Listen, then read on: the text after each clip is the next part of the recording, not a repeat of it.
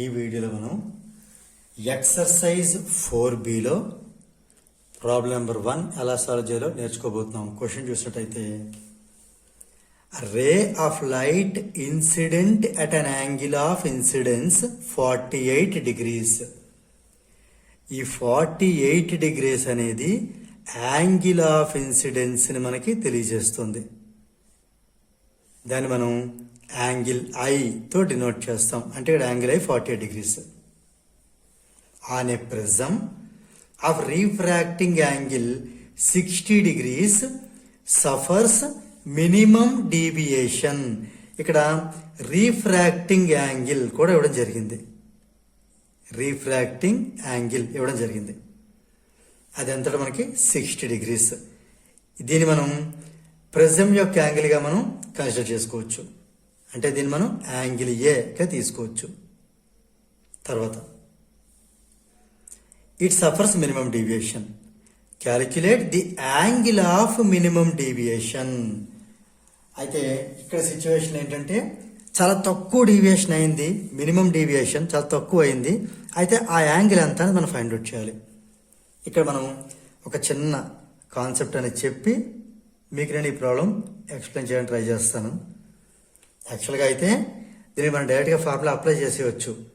కానీ ఈ formula apply చేయడం అంటే ఫార్ములా మర్చిపోతే ఏంటి పరిస్థితి. కానీ ఫార్ములా మర్చిపోకుండా ఒకసారి సిస్టమ్ కూడా ఒకసారి ప్రొసీజర్ తెలుసుకుంటే మనం ఫార్ములా మర్చిపోయినా మన ఫార్ములా డ్రా చేసుకుని వెంటనే చేసేయచ్చు.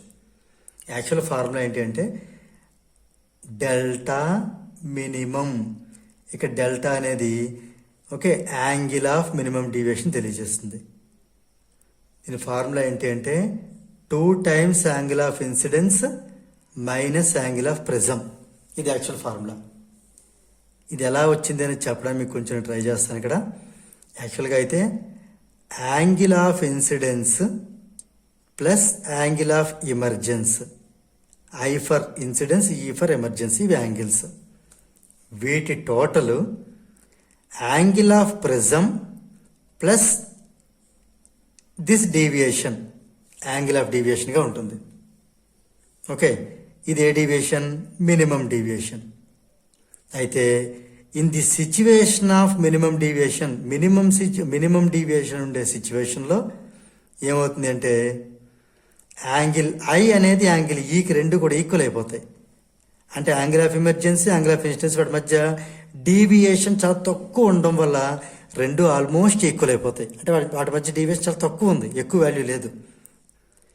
ఈ రెండు ఈక్వల్ అయిపోతాయి. అందువల్ల మనం ఏం చేద్దాం అంటే ఈ బదులు మళ్ళీ ఐ రాసేద్దాం. ఇప్పుడు ఇదేమవుతుంది? Angle i plus angle i is equal to angle A plus delta minimum. ఇక్కడ ఐ ప్లస్ ఐ మనకి ఎంత అయింది? 2 times ఐ అయింది. అంటే ఏ ప్లస్ డెల్టా మినిమం. దీన్ని బట్టి అబ్జర్వ్ చేయండి. డెల్టా మినిమం కావాలంటే ఏనిడి పంపించేద్దాం. So delta minimum is 2 times i minus A. ఈ రకంగా మనకి ఈ ఫార్ములాని రావడం జరిగింది. ఇది యాక్చువల్ ప్రాసెస్. సో ఇక్కడ మనం ఈ ఫార్ములాని ఇక్కడ రాద్దాం. ఇక్కడ ఏంటి రాద్దాం? వీ నో దట్ అని కానీ లేదా వీ హ్యావ్ అని కానీ మెన్షన్ చేద్దాం. ఇప్పుడు ఇచ్చిన వాల్యూస్ మనం ఆల్రెడీ ఇక్కడ ఐ అనేది ఇవ్వడం జరిగింది. Angle of incidence 48 degrees. అలాగే యాంగిల్ ఆఫ్ ప్రిజం కూడా ఇవ్వడం జరిగింది 60 degrees. ఈ రెండు వాల్యూస్ ఇందులో సబ్స్టిట్యూట్ చేసేద్దాం. చేస్తే మనకి delta minimum equal to 2 times angle I అంటే 2 times 48 మైనస్ యాంగిల్ ఏ అంటే 60 degrees. 2 into 48 ఎంత? 96. 96లో 60 తీస్తే ఎంత వస్తుంది? 36 degrees వస్తుంది. రైట్.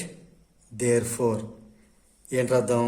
క్యాలిక్యులేట్ అనేది తీసేసి the angle of minimum deviation is 36 degrees. దీంతో మనకి ఈ ప్రాబ్లం నెంబర్ 1 అనేది కంప్లీట్ అయింది.